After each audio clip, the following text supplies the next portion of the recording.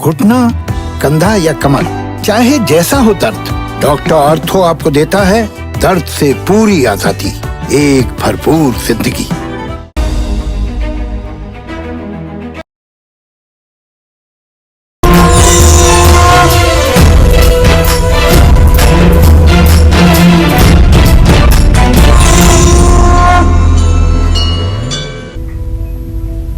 नमस्कार, आप देख रहे हैं कालचक्र। आपके साथ मैं हूं अभिलाषा पाठक और मेरे साथ हैं प्रश्न कुंडली विशेषज्ञ पंडित सुरेश पांडे जी। पंडित जी, बहुत बहुत स्वागत है आपका। इस बार छठ पर सूर्य को अर्घ देते समय किन बातों का रखें ध्यान, जानने के लिए देखिए छठ स्पेशल काल चक्र। सूर्य उपासना का सबसे प्रसिद्ध और कठिन व्रत छठ शुरू हो चुका है और आज है संध्या अर्घ। कहते हैं इस कठिन व्रत को करने से परिवार में सुख समृद्धि आती है और मन वांछित फल की प्राप्ति होती है। इस व्रत की बहुत मान्यता है, इसलिए कालचक्र में आज पंडित सुरेश पांडे जी आपको बताएंगे छठ के वो महा उपाय जो बदल देंगे आपकी किस्मत। साथ ही छठ पर्व पर आज शाम का अर्घ्य और कल सुबह का अर्घ्य क्यों होगा सबसे खास और इससे क्या मिलेगा लाभ, ये तमाम जानकारी देंगे आपको पंडित जी। तो बने रहिए आज छठ स्पेशल कालचक्र के साथ। और इसके अलावा अगर आपके मन में कोई सवाल है तो आप हमें फोन कर सकते हैं। हमारा फोन नंबर है 0120-665-2411। तो अपनी चर्चा को हम शुरू करें उससे पहले आइए जान लेते हैं आज का शुभ मुहूर्त।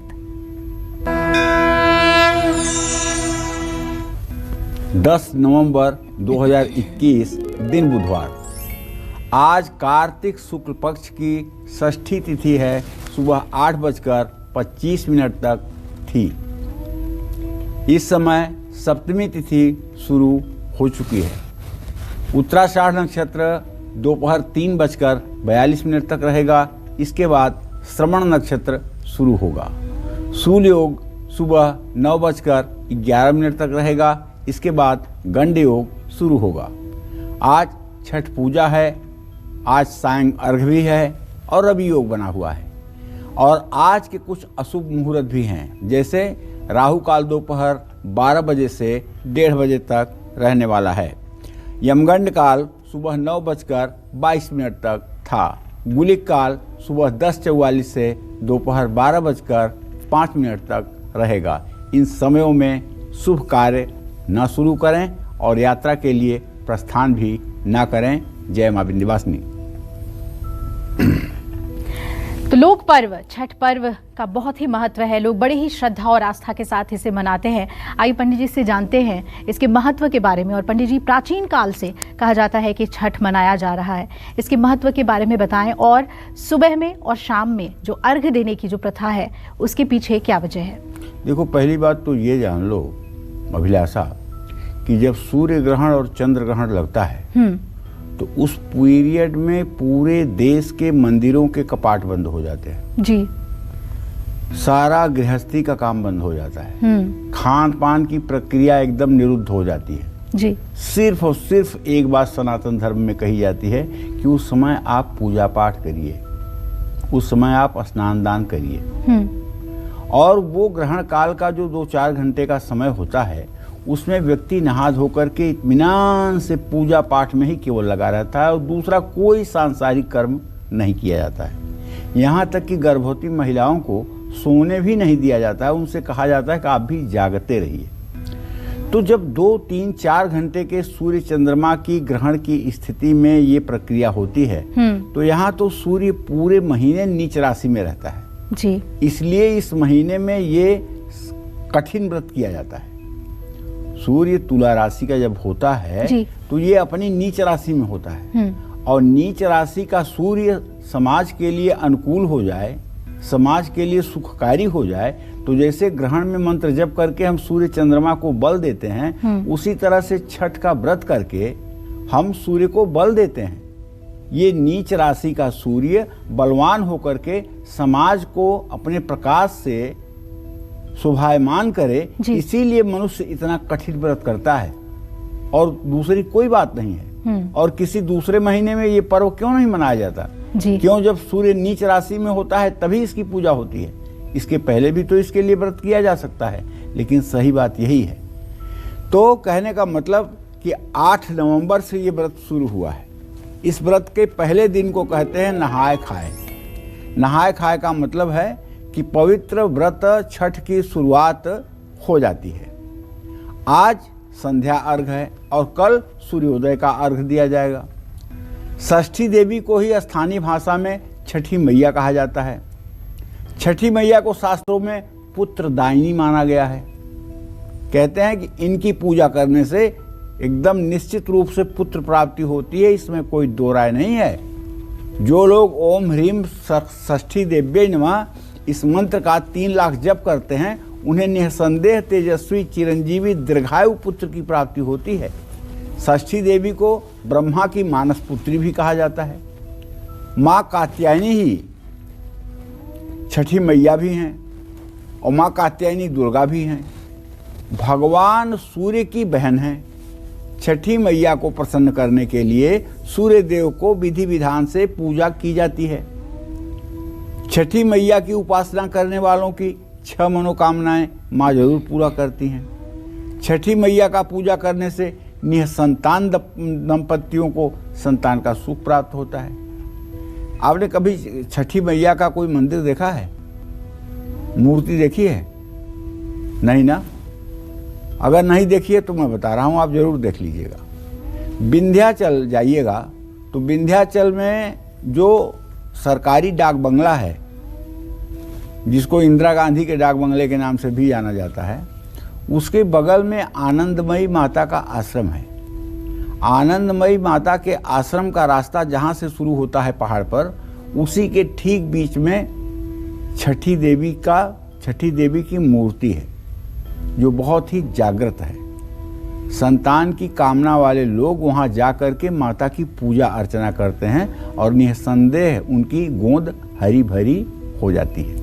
अगर आप और मंदिर जानते हो तो कोई बात नहीं, लेकिन जो मंदिर मैं जानता था, जो स्थान मैं जानता था और जो सिद्ध स्थान मैं जानता था, वो मैं आपको बता रहा हूँ। विंध्याचल मिर्ज़ापुर ज़िले में है, उत्तर प्रदेश में है। और जो सरकारी डाक बंगला है उसके ठीक पहले नीचे पहाड़ पर ही आप देखेंगे तो आनंदमयी आश्रम और डाक बंगले के बीच का जो जगह है, वहीं पे छठी देवी का मूर्ति आपको दिखाई देगी।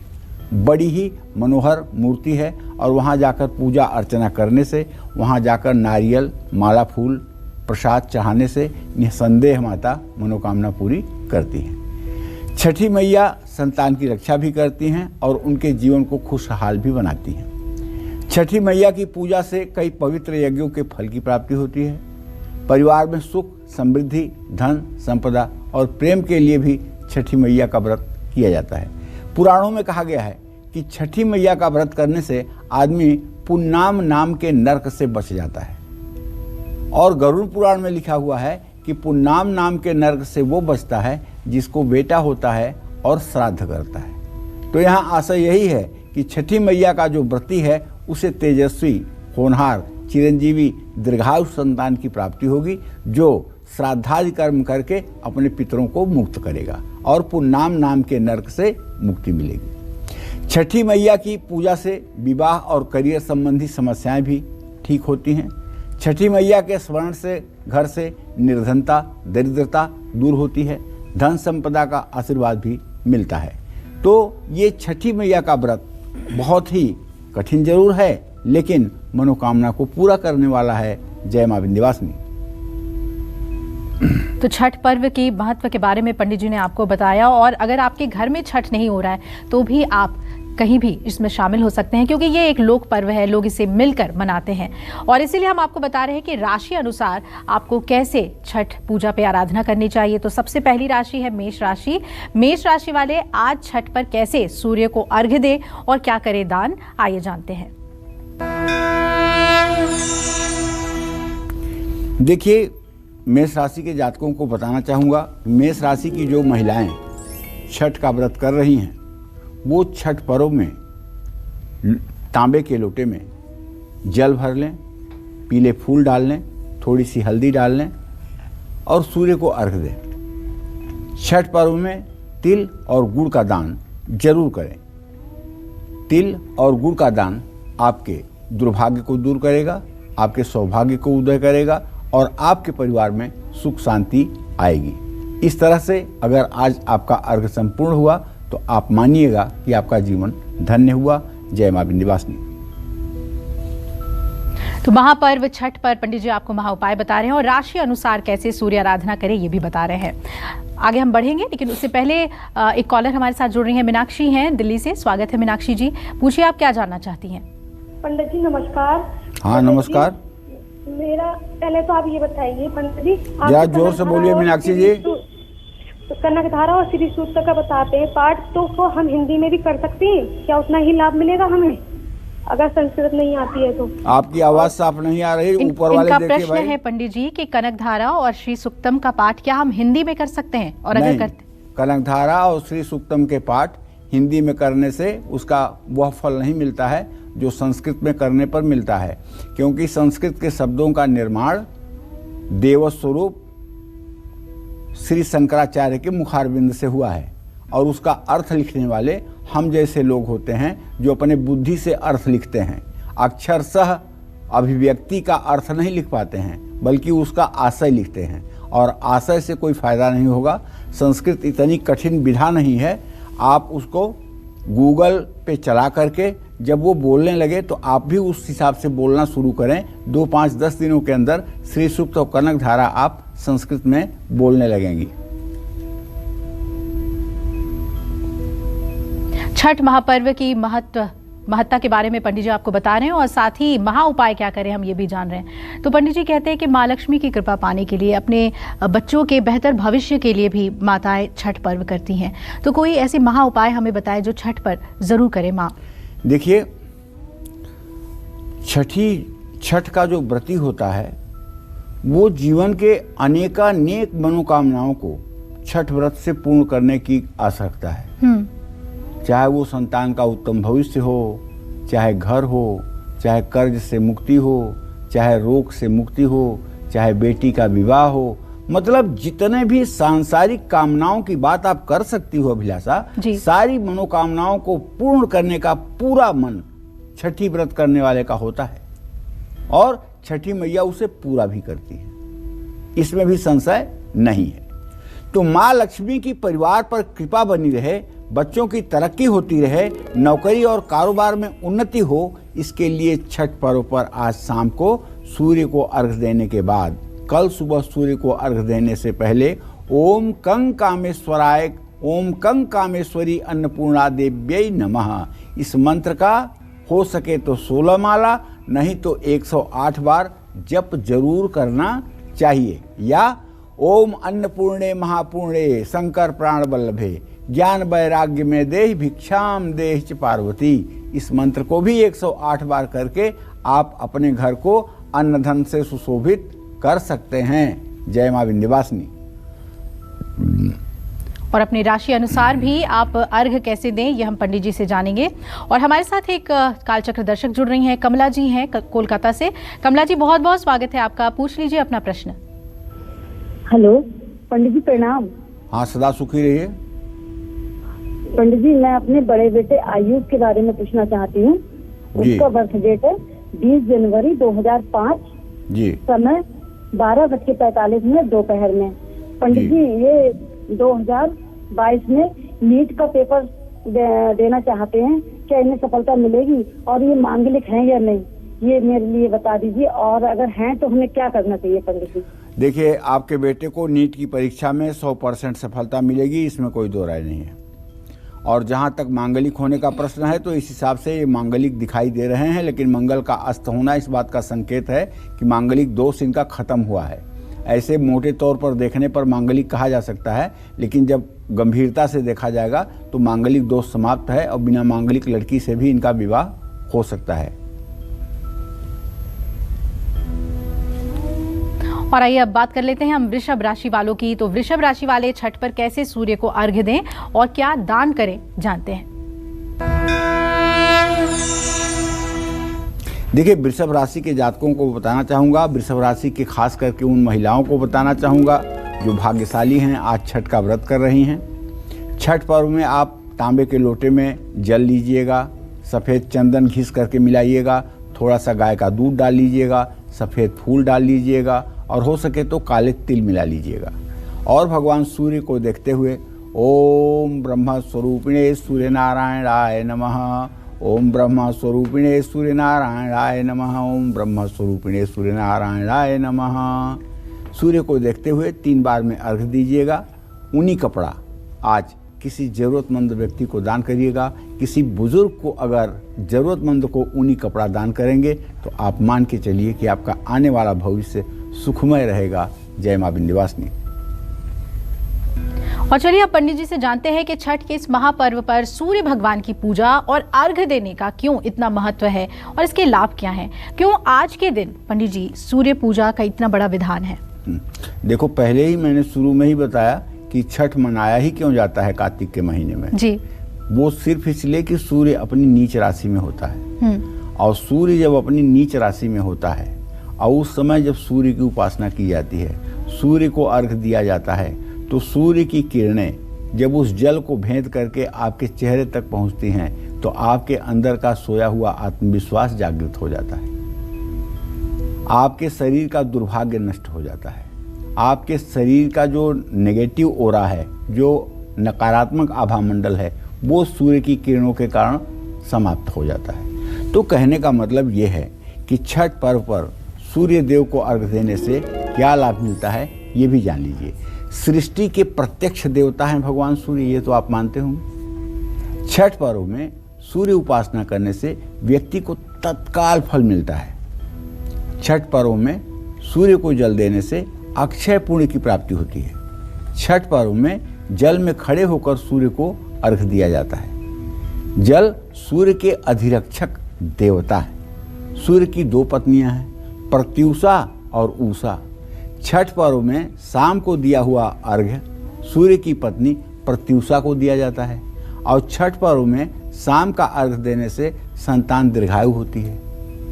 षष्ठी तिथि में डूबते हुए सूर्य को अर्घ्य देने से मान सम्मान की वृद्धि होती है और सफलता प्राप्त होती है। सप्तमी तिथि में सुबह जो अर्घ्य दिया जाता है वो उनकी पत्नी उषा को दिया जाता है। सुबह का अर्घ्य देने से व्यक्ति को संतान सुख की प्राप्ति होती है। सूर्य के समय, सूर्योदय के समय सूर्य की आराधना करने से रोग मिटते हैं। दोपहर को सूर्य उपासना करने से नाम और यश बढ़ता है। शाम के समय सूर्य उपासना करने से जीवन में संपन्नता आती है। ऐसा माना जाता है कि सुबह सूर्य की उपासना करने से मुकदमे में भी लाभ मिलता है, आंखों की रोशनी तेज होती है, रुके हुए काम पूरे होते हैं, पेट ठीक रहता है और परीक्षा में भी शुभ परिणाम मिलते हैं। ऐसा माना जाता है कि सुबह के समय सूर्य को अर्घ्य देने से रोग प्रतिरोधक क्षमता बढ़ती है। अब एक बात बताऊंगा आपको काम की। अगर आप किसी ऐसे लड़के को जानते हों जो परीक्षा आने पर बीमार हो जाता हो और पढ़ने में खूब तेज हो, लेकिन परीक्षा का समय आते ही, टाइम टेबल डिसाइड होते ही वो धीरे धीरे बीमार होना शुरू हो जाता है और परीक्षा के समय तक उसकी ऐसी स्थिति हो जाती है कि वो परीक्षा देने की स्थिति में नहीं रह जाता है। या किसी ऐसे बच्चे को जानते हों जो बहुत मेधावी और प्रतिभावान हो, लेकिन परीक्षा हाल में जा कर के उसने सब कुछ 0 कर दिया हो और घर आकर के वो सारा पेपर हल कर रहा हो। ऐसा भी अगर आप किसी को जानते हो तो आप ये जान लीजिए, इसको अंग्रेजी में कहते हैं एग्जामोफोबिया और हिंदी में कहते हैं परीक्षा का भय। और ये होता सिर्फ एक कारण से है। वो कारण है कि ऐसे व्यक्ति की जन्म कुंडली में सूर्य निर्बल होता है और सूर्य आत्मा का कारक ग्रह है। शुक्रो शुक्रस्य तथा नेत्रम आत्मा वै दिनकिते अत। आत्मा का कारक ग्रह जो है वो सूर्य है। तो जब आत्मविश्वास की कमी हो जाती है तो परीक्षा का भय हावी हो जाता है। अगर ऐसे बालक को सूर्य के वैदिक मंत्र ओम आकृष्णेन रजसा वर्तमानो निवेशयन्न मृतं मृतं च हिरण्येन सविता रथेन देवो जाति भुवनानि पश्यन्, इस मंत्र का बच्चे को अगर 31,000 जप करा दिया जाए ब्राह्मणों से एक दिन में रविवार को और हवन तर्पण मार्जन करा दिया जाए तो उसी दिन से बच्चे के अंदर जो निखार आपको दिखेगा, आप चमत्कार में हो जाएंगे। मतलब इतना जल्दी तो एलोपैथिक दवाई भी फायदा नहीं करती है, जितना जल्दी सूर्य के शांति का प्रभाव व्यक्ति और बच्चे के चेहरे पर आपको दिखाई देगा। और जो बच्चे प्रतियोगी परीक्षा में IAS IPS बनना चाहते हैं, UPSC का एग्ज़ाम देना चाहते हैं, उन्हें तो हर रोज़ ये मंत्र 108 बार सुबह शाम करना ही चाहिए, ताकि कभी उनका आत्मविश्वास न डगमगाए। इंटरव्यू में जा कर के उनका जो फेस, उनकी जो बॉडी लैंग्वेज है वो नकारात्मक न हो, उनके चेहरे से नकारात्मकपन ना झलके।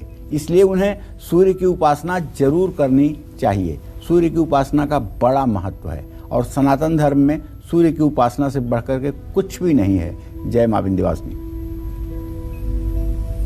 तो सूर्य उपासना से बड़ा कुछ भी नहीं है, ये हम पंडित जी से लगातार जान रहे हैं महत्व सूर्य उपासना की।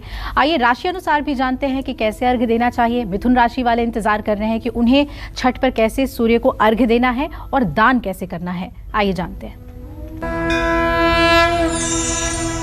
देखिए, अगर आपकी मिथुन राशि है, आप मिथुन राशि की महिला हैं और छठ व्रत कर रही हैं, सौभाग्य आपके साथ है, तो आज छठ पर्व में आपको चाहिए तांबे के लोटे में जल लेकर के, तांबे के लोटे में जल लेकर के उसमें दुर्वा और फूल मिला करके सूर्य को अर्घ दें।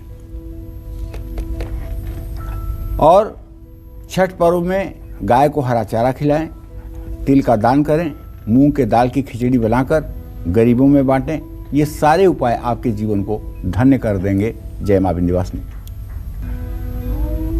और अब इंतजार कर रहे हैं कर्क राशि वाले कि छठ पर उन्हें कैसे सूर्य को अर्घ्य देना है और दान में क्या देना है। आइए जानते हैं। कर्क राशि के जातकों को बताना चाहूंगा कि आपके सुख भाव में सूर्य नीच राशि का है, इसलिए अगर आप कर्क राशि की व्रती महिला हैं तो आप छठ पर्व में तांबे के लोटे में जल लीजिएगा, उसमें थोड़ा सा गाय का दूध डाल लीजिएगा, थोड़े से साबुत चावल और काले तिल मिला लीजिएगा और सूर्य को ओम ब्रह्म स्वरूपिणे सूर्य नारायणाय नमः, ओम ब्रह्म स्वरूपिणे सूर्य नारायणाय नमः, ओम ब्रह्म स्वरूपिणे सूर्य नारायणाय नमः अर्घम समर्पयामि। तो भाई ऐसे अर्घ दीजिएगा।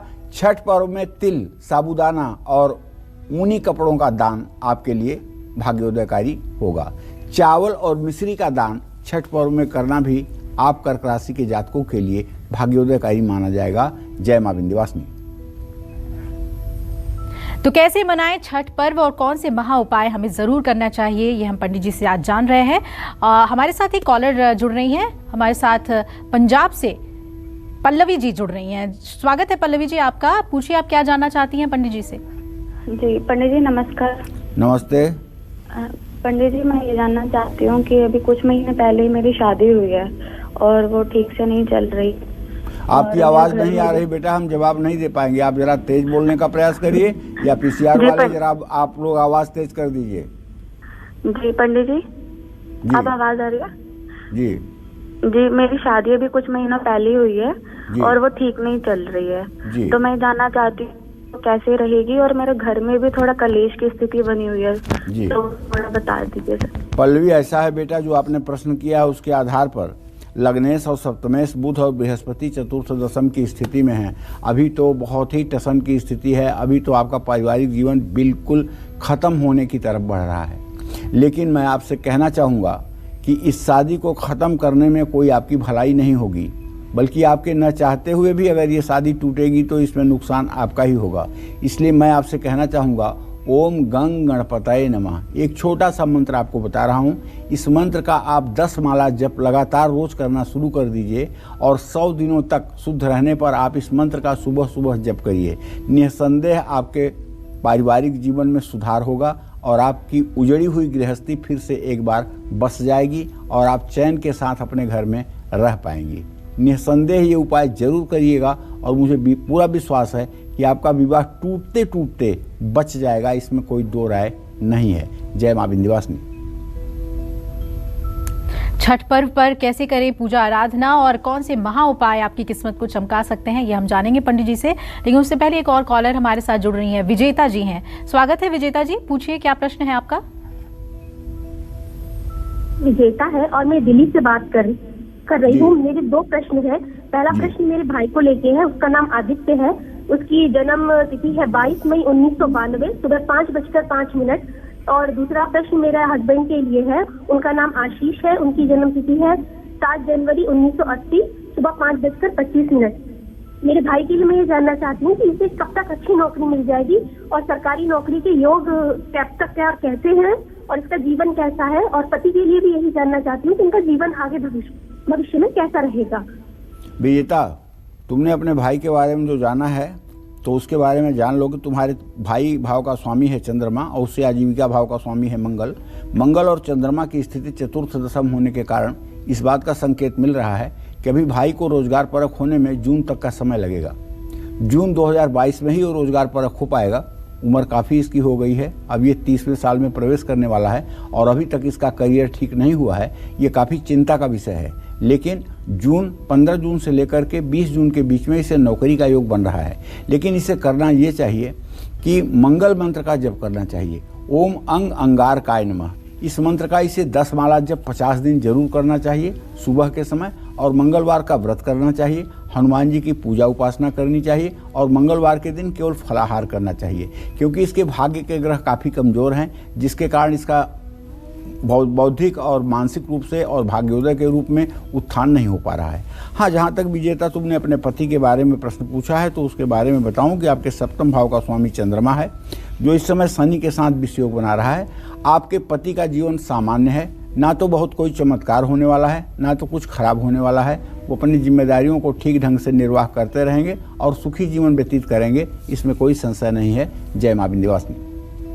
आज पंडित जी आपको छठ पर्व के वो महा उपाय बता रहे हैं जिनसे आपके जीवन की हर परेशानी दूर हो जाएगी और मिलेगा आपको छठी मैया का पूरा आशीर्वाद। तो चलिए पंडित जी से जानते हैं कि घर से हर टेंशन को दूर करने के लिए और अकाल मृत्यु से बचने के लिए छठ पर्व पर क्या उपाय करने चाहिए। पंडित जी कहते हैं कि सूर्य देवता से जो भी मांग लो वो मिल जाता है और आपने खुद कहा कि प्रत्यक्ष देवता है। तो क्या अकाल मृत्यु से भी छुटकारा पाने के लिए या उस ग्रह से बचने के लिए सूर्य उपासना की जाती है? सूर्य उपासना से अकाल मृत्यु और सूर्य उपासना से मृत्यु से भी बढ़कर जानते हो क्या होता है? मृत्यु से भी बड़ा होता है निराशा भरा जीवन। जी। मृत्यु तो शाश्वत सत्य है, आज नहीं तो कल आएगी ही, और जब आएगी तो उससे डर किस बात का, जब आना है आए। लेकिन निराशा भरा जो जीवन होता है ना, वो कई मृत्यु से ज्यादा कष्टकारी होता है। जी। निराशा भरा जीवन जीने वाला व्यक्ति जिंदा अर्थी की तरह होता है। न वो हंस पाता है, न वो ठीक से खा पाता है, न बोल पाता है, न किसी की मदद कर पाता है, न भगवान का चिंतन कर पाता है। जी। तो कहने का मतलब ये है कि अगर आपके जीवन में भी अकाल मृत्यु का भय आ जाए तो उसको दूर करने के लिए, अगर तनाव आपके ऊपर हो गया है हावी, तो उसे दूर करने के लिए छठ पर्व पर बरगद, आंवला और श्यामा तुलसी का एक पौधा आपको जरूर कहीं सार्वजनिक स्थान पर लगाना चाहिए। और आज शाम को सूर्य को अर्घ देने के बाद लगाए गए पौधों के पास चौमुखी सरसों के तेल का दिया भी जलाना चाहिए। अखंडित चावल परिवार वालों के सिर से फेर करके 2 दाने चावल दीपक में डाल दें और ओम घृणी सूर्याय नमः इस मंत्र का कम से कम 108 बार नहीं तो 7 बार मंत्र जप जरूर करें। इससे आपकी मनोकामना पूरी होगी। जय मां विंध्यवासिनी। तो छठ पर्व की तैयारी चल रही है। आज शाम के अर्घ से पहले बहुत तैयारी होती है, वो सब हर घरों में देखने को मिल रहा है। लेकिन राशि अनुसार कैसे सूर्य को अर्घ देना है हम ये भी जानते हैं। सिंह राशि की बात कर लेते हैं। सिंह राशि वाले सूर्य को अर्घ देने में किन बातों का ख्याल रखें और दान क्या करें, आइए जानते हैं।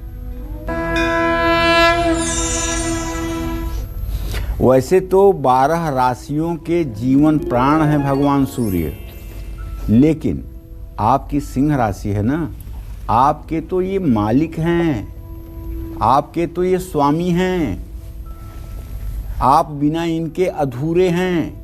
अगर आपकी कुंडली में ये अच्छे हैं तो सब अच्छा है, और आपकी कुंडली में अगर ये बिगड़े हुए हैं तो सब अच्छा होते हुए भी बेकार है।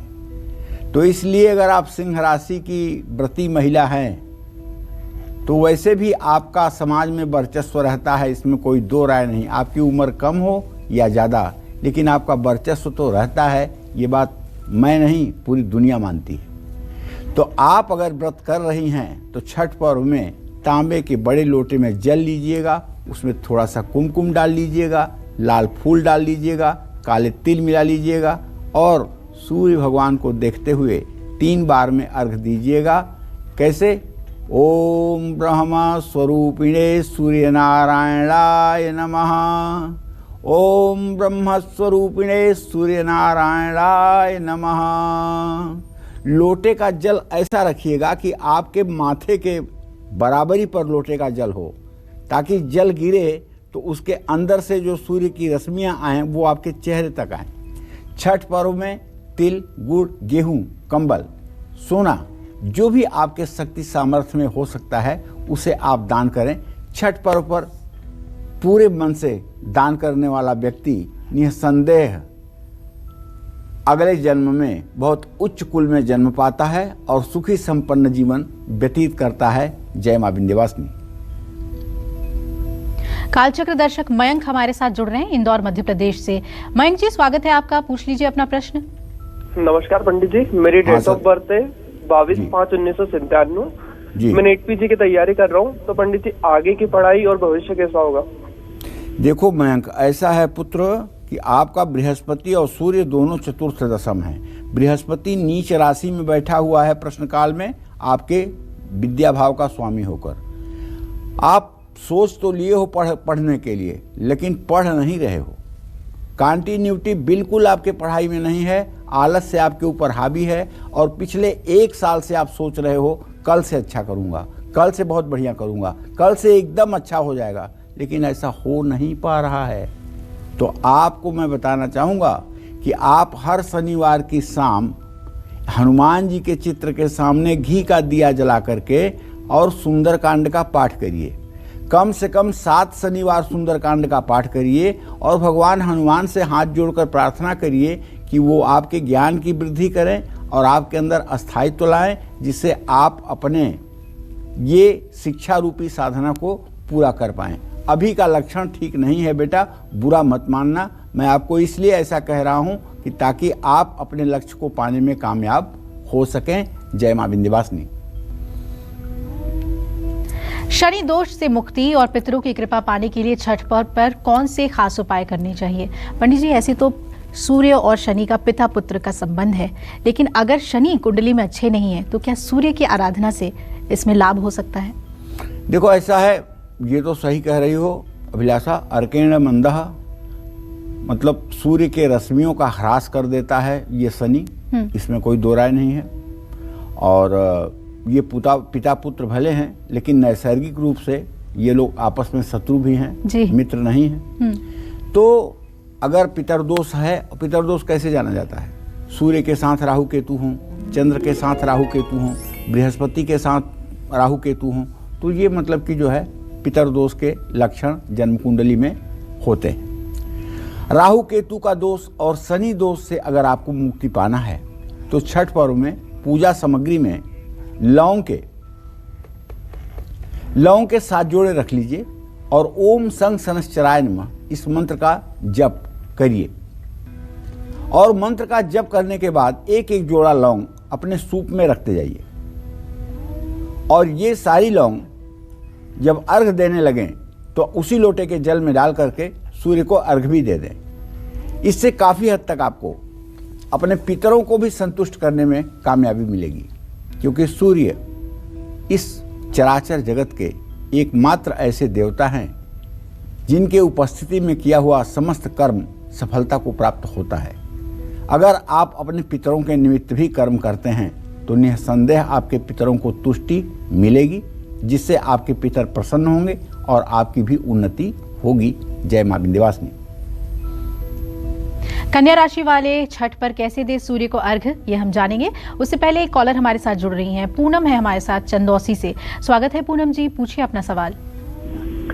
पंडित जी चरण स्पर्श। सदा सुखी रहिए पूनम जी। मेरी 2 बेटियां हैं। जो बड़ी बेटी सन 2023 फरवरी का जन्म है और छोटी बेटी का 1 नवंबर 2003 का। दोनों की शादी और पढ़ाई के बारे में पूछना। चलो पूनम, सबसे पहले बड़ी बेटी के बारे में जान लो। शनि और चंद्रमा दोनों एक साथ हैं। भले ही अभी 21 साल की है, लेकिन इसके विवाह का संयोग बनता हुआ दिखाई दे रहा है।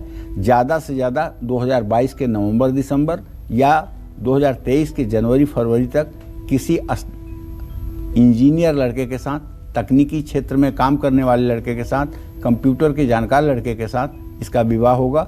सामान्य परिवार में विवाह होगा, न तो बहुत मतलब कि बड़ा परिवार होगा, न छोटा परिवार होगा, सामान्य परिवार होगा और सुखी जीवन जिएगी। छोटी बेटी के बारे में जो आपने प्रश्न किया है, बृहस्पति बुध का चतुर्थ दशम, अभी इसके विवाह में कम से कम 4 से 5 साल का विलंब है। 4 से 5 साल का विलंब है। इसको कहिए कि टीचर बनने के लिए अपने सारे प्रयास करे, और जब ये टीचर बन जाएगी तो इसका विवाह भी इसके मर्जी से हो जाएगा और आप चिंता मुक्त हो जाएंगी। जय मां विंध्यवासिनी।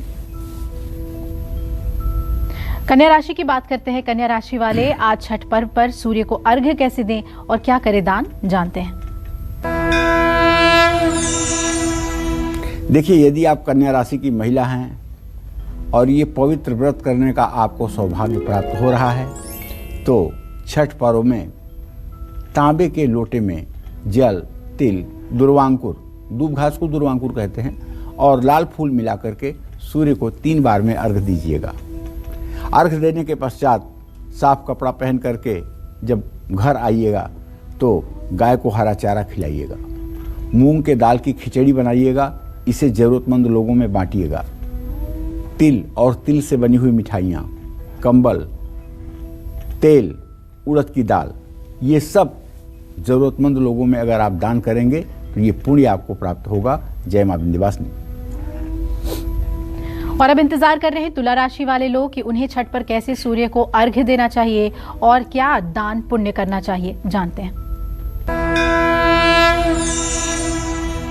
देखिए, यदि आपकी तुला राशि है और आप तुला राशि की महिला हैं और छठ का व्रत कर रही हैं, तो छठ पर्व में लोटे में जल, सफ़ेद चंदन घिस करके थोड़ा सा गाय का दूध, चावल और तिल मिलाकर सूर्य को अर्घ्य दें। तेल, रुई, कपड़ा और राई का दान भी करना आपके लिए लाभकारी होगा। जय मां विंध्यवासिनी। और पंडित जी से आगे हम जानेंगे राहु केतु के दोष को दूर करने के लिए, और अगर कोई गंभीर बीमारी हो तो क्या उससे बचने के लिए भी छठ पर्व पर कोई उपाय है। लेकिन उससे पहले एक कॉलर हमारे साथ जुड़ गई हैं, आइए उन्हें शामिल कर लेते हैं। जी स्वागत है आपका। सुधा जी है हमारे साथ रायगढ़ से। सुधा जी स्वागत है, पूछिए अपना प्रश्न। प्रणाम पंडित जी, मैं रायगढ़ छत्तीसगढ़ से बोल रही हूँ सर। मैं अपने बेटे के बारे में जानना चाहती हूँ सर। मेरे बेटे का नाम है आशीष कुमार सिंह। इसका जन्म हुआ है 12 जुलाई 1989 को सर। बलिया जिला, रात 9:35 में इसका जन्म हुआ है सर। मैं जानना चाहती हूँ कि इसकी सरकारी नौकरी लगेगी कि नहीं और शादी कब होगा। बहुत प्रयास कर रहा है सर, लेकिन सरकारी नौकरी नहीं लग रही है। देखिए सुधा जी, बहुत साफ कहूँगा, आपको गुमराह नहीं करना चाहता हूँ। आपने प्रश्न जो किया है उसके आधार पर आपके पुत्र भाव का स्वामी बुध और उससे आजीविका भाव का स्वामी बृहस्पति है।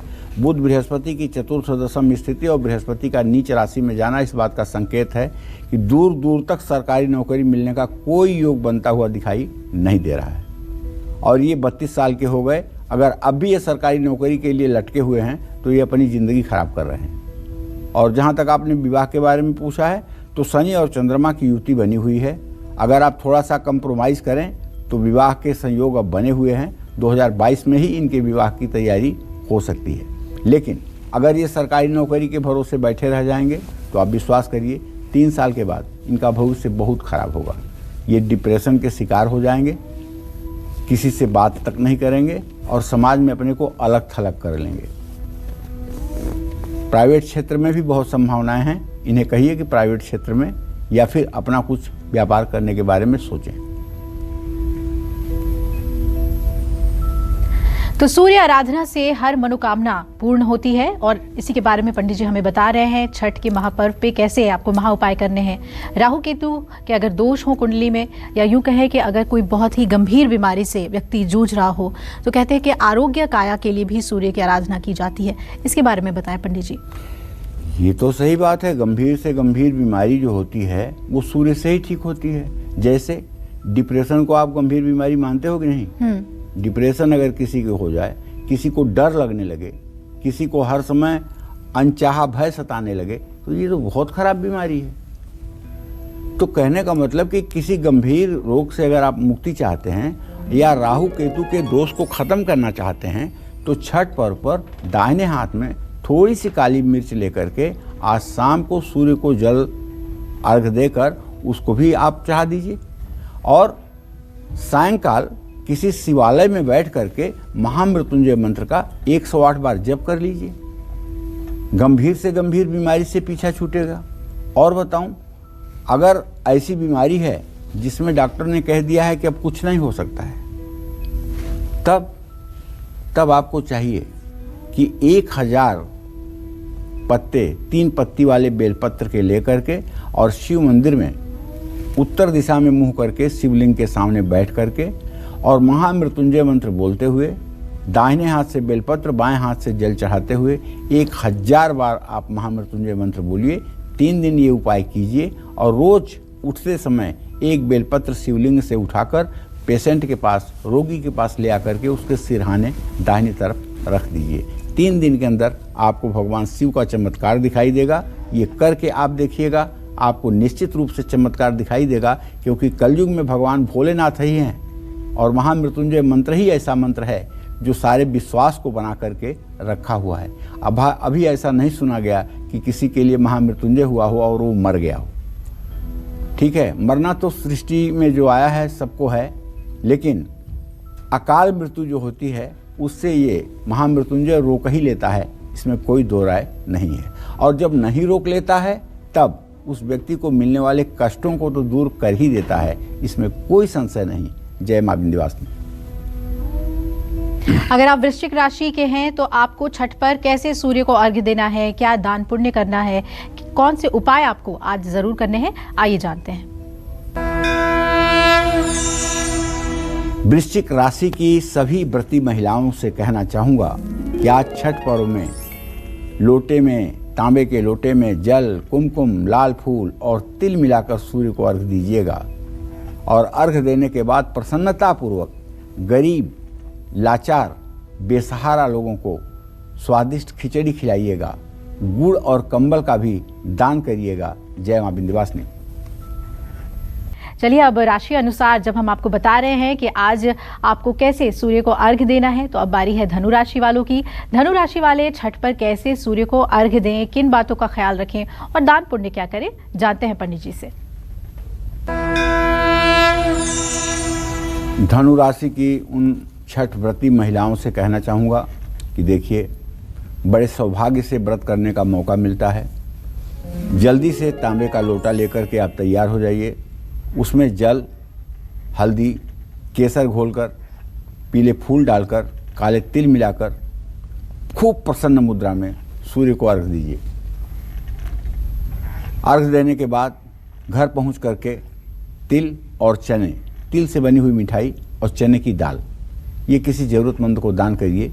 इससे निसंदेह आपके बिगड़े काम बनेंगे। जय मां विंध्यवासिनी।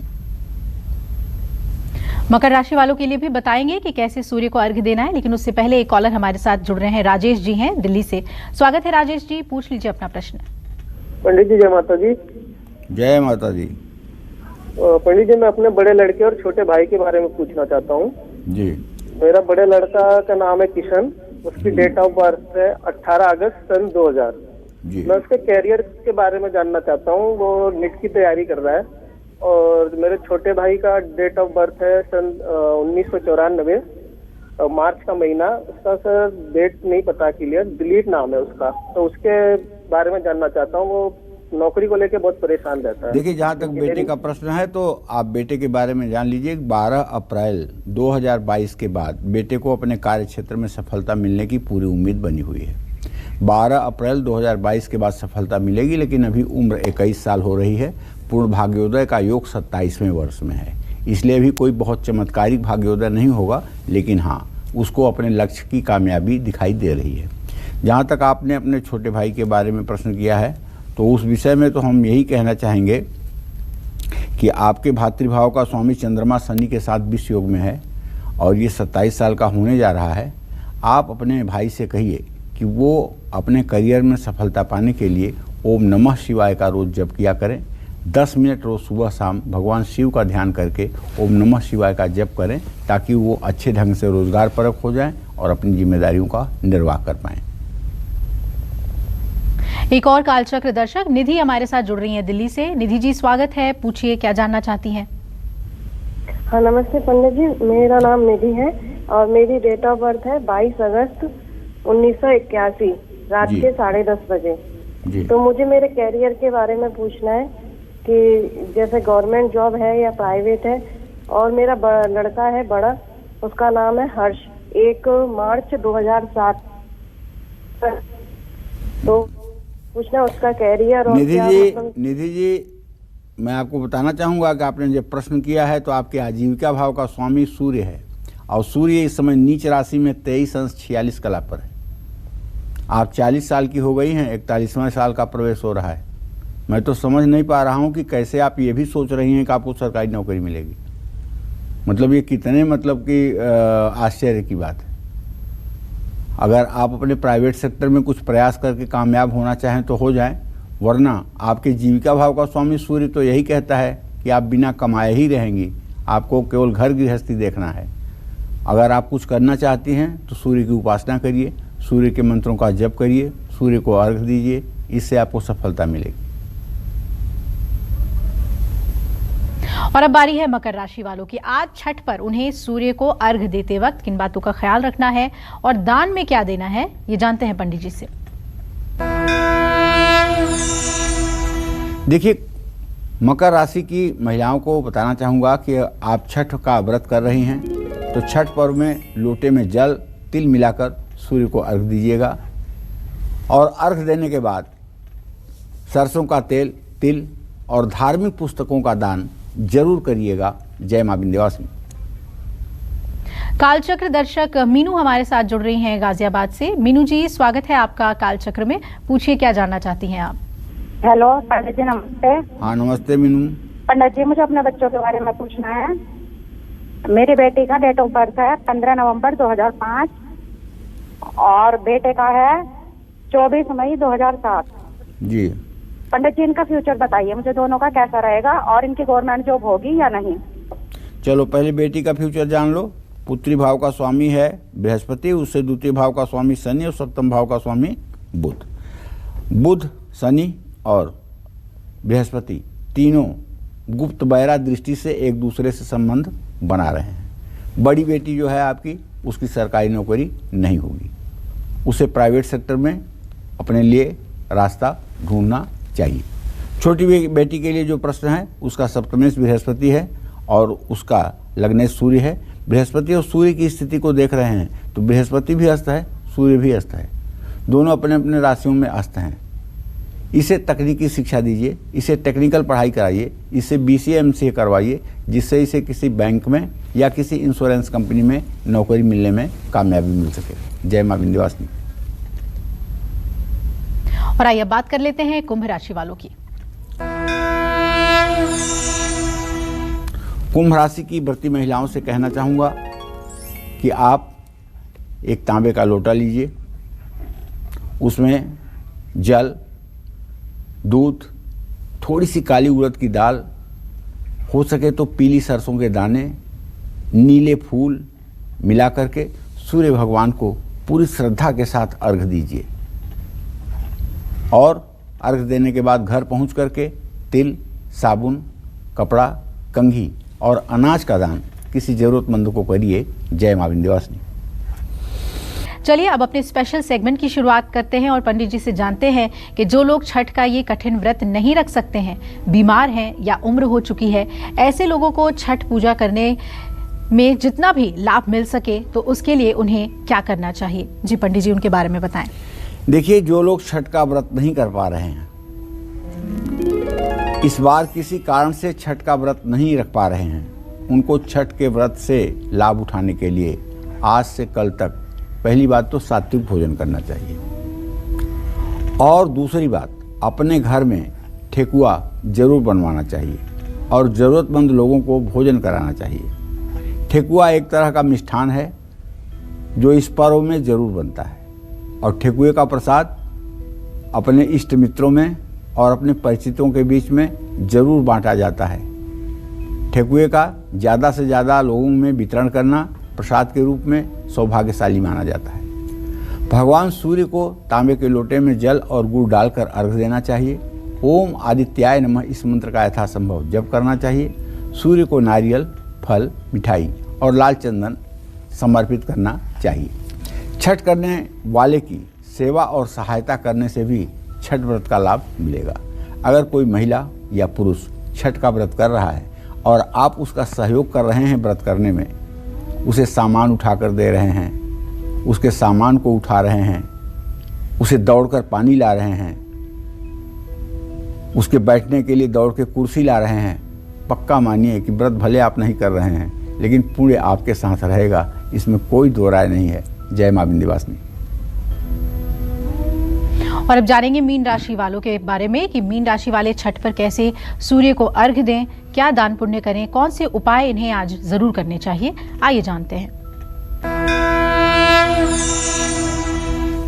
मीन राशि की सभी छठ व्रती महिलाओं से कहना चाहूँगा कि हे देवी, आप तांबे के लोटे में जल लेकर के उसमें थोड़ी सी पीसी हुई हल्दी, थोड़ा सा केसर और थोड़ा सा काला तिल मिला करके भगवान सूर्य को श्रद्धापूर्वक अर्घ दीजिएगा।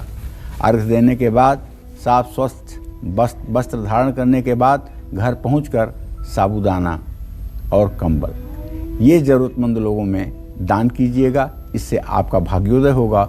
जय मां विंध्यवासिनी। तो पंडित जी, छठ पर्व एक लोक पर्व है और इसका महत्व बहुत है, प्राचीन पर्व है ये, और इसके बारे में कई महत्वपूर्ण जानकारी आपने हमें दी है। बहुत बहुत धन्यवाद आपका। तो कालचक्र की पूरी टीम की तरफ से आपको छठ पर्व की बहुत सारी शुभकामनाएं। हम उम्मीद करते हैं आज का हमारा विषय आपको बहुत पसंद आया होगा। कल फिर एक नए विषय और आपकी परेशानियों को दूर करने के लिए हम ढेरों उपाय लेकर हाजिर होंगे पंडित सुरेश पांडे जी के साथ। तब तक कालचक्र की पूरी टीम को इजाजत दीजिए और देश दुनिया की खबरों के लिए जरूर देखते रहिए न्यूज़ 24। नमस्कार। खास जड़ी बूटियों से बना पेट सफा आयुर्वेदिक चूर्ण आज ही ले आएं। पेट सफा पहली रात से ही असर दिखाता है और इसकी आदत भी नहीं पड़ती। पेट सफा हर रोग दफा।